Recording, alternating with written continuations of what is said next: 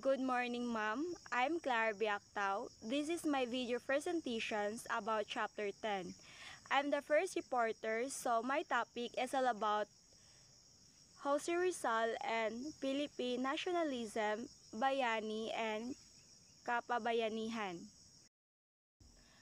Jose Rizal life and works are essential to Filipino educations and identity.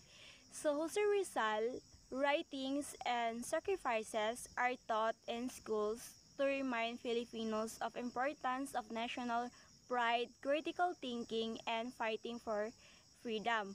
His history helped shape our identity as a people who value educations and justice. So tungod kay ang iyang mga sinulat og mga istorya nagtudlo kanato bahin sa atong kasaysayan, kultura og kung unsaon pagkahimong usa ka maayong Pilipino. He fought for the rights of every Filipino against Spanish tyranny and oppressions in the 19th century. So, samtang sa kadaghan sa mga bayani ni adtong panahona, gigamit ang armas ni Bonifacio og si Jose Rizal is migamit og diploma, pen og mga libro sama sa nalimitang hire aron ipakita ang kadautan sa mga katsila og ipakita nga ang Pilipinas takos nga mahimong libre. The name Rizal is often associated with the concept of bayani or hero. In Filipino culture, a bayani is someone who sacrifices for the greater good. Bisan wala siya mudaog o gubat, ang iyang mga ideya o mga libro mo ay nakapapukaw sa kaisog sa mga Pilipino nga mubangon batok sa mga katsila. Rizal served as a model and inspiration for the Filipino and the Philippines and abroad. Si Jose Rizal is nagsilbing modelo og inspiration sa mga Pilipino diri sa gawas or sa laing nasod. Daghang OFW og mga Pilipino sa laing nasod nga nagdala sa spirit by staying proud of their roots, like Rizal who defends Filipino dignity in Europe. They show that love for the Philippines transcend borders. His writings, idealism, and aspiration guided others to love and serve the country. So si Rizal, novels are not just story, they are metaphors for hope. So pinanglitan, ibutang nato si Crisostomo Ibarra sa Nolimitang Hiri is nagrepresenter siya sa mga Pilipinong gusto eskwela o muswag. Samtang si Simon sa El Filibusterismo is nagpakita sa kasuko sa katawhan sa kawalay katarungan. Rizal concept of pag-ibig sa tinubuang lupa, love for the native land, is reflected in his work. This phrase means love of the land where you were born. So kaning dapita, gidasig ni Rizal ang mga Pilipino nga dili kalimtan ang ilang ginikanan bisan unsa pa ang ilang kahimtang. Even his poem, Mi Ultimo Adios, written before his executions, Rizal final word about his undying love for the Philippines. As an educated man, he believed academic excellence, philosophy, and science. So si Jose Rizal, dili lang doctor, writer, and linguist, and scientist. He believed education was the key to progress. His pursuits of the knowledge showed that enlightenment, not violence, could free Filipinos. As a son and brothers, he showed respect, love, and kindness and loyalty to his family and friends. So isip anak o igsoon, gipakita niya ang pagtahod, gugma, kindness, and loyalty sa iyang pamilya. Bisan taas na siyang educations, si Rizal wala gyud kalimot sa iyang pamilya.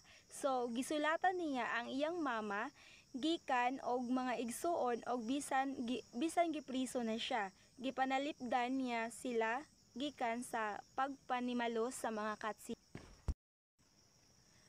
Rizal, love for the Filipino people and homeland makes a role model worthy of emulation. So Rizal legally teaches that heroism isn't limited to war. True kapabayanihan or heroism means loving your country through small acts like excelling in school, respecting your cultures, and standing up for the what's right. So, si Rizal proves that ordinary people can create extraordinary change. You don't need to weapon to be a hero by valuing education, protecting your family, and staying proud of your identity. You continue Rizal fight for the better Philippines. The word kapabayanihan is not being perfect, it's about using your talent to serve others. Next, outlining Jose Rizal as a bayani.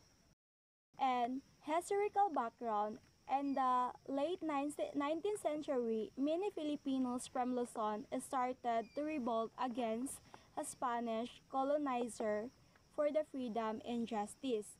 So daghang mga Pilipino gikan sa Luzon nagsugod sa pagrebelde against sa mga Espanyol nga colonizer para sa kagawasan og hustisya. Kay sa una sakop ta sa Spain mao kay nga daghang mga Pilipino ang nagrebelte para makagawas. Movement like the Katipunan of Andres Bonifacio fought to reclaim Filipino rights taken by Spain. So movement like Katipunan, mao to nga si Andres Bonifacio is nakig-away aron mabawi ang mga katungod sa mga Pilipino nga gikuha sa Spain. Ang Katipunan kay usa ka grupo nga nakig-away para makuha balik ang atong mga katungod nga gikuha sa mga Espanyol. There was a need for the leader or hero to inspire and unite Filipinos, one of them Dr. Jose Rizal. So alang sa usa ka leader o bayani aron makadasig og makahiusa sa mga Pilipino, so kinahanglan ta og usa ka leader nga maghatag og inspiration og magkayusa sa atong mga Pilipino og usa na diha si Jose Rizal. Next is concept of hero and bayani. The term hero refers to the person known for the courageous acts or noble characters. So, a hero is often described as someone with a superhuman strength or bravery. So ang word nga hero kay usa ka tawo nga naila sa iyang kaisog or maayong batasan. So next is the word came from Latin, French, and Greek, originally meaning demigod or defender protector.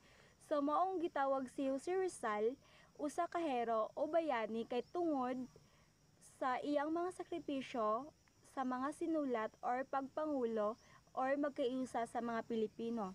So Rizal helped guide Filipinos to realize their identity and fight for independence from Spanish colonialism. So maong nang gitabangan ni Rizal ang mga Pilipino nga mailhan ang ilang kaugalingon o makipag-away para sa kagawas. Next is meaning and significance of bayani. According to Ambet Ocampo, the word bayani is richer and meaning than the English word hero. So based on Biscasan Dictionary in 1978, bayani has the same meaning as hero but with different Filipinos values such as makabayan, mapinagsama, mutual aid and compassion, mamamayan or mayani. So, the word makabayan is patriotic, loving country, and mapinagsama is cooperative or working with others. And mutual aid and compassion, helping and caring for others. And mamamayan or mayani is serving and protecting the people. So, nagpasabot, si Jose Rizal is dili lang basta nga hero. Siya nagrepresentar sa mga importanteng mithi sa pagka-Pilipino sama sa pagmahal sa nasod, pagtinabangay, pagdamayay o pagserbisyo sa katawhan.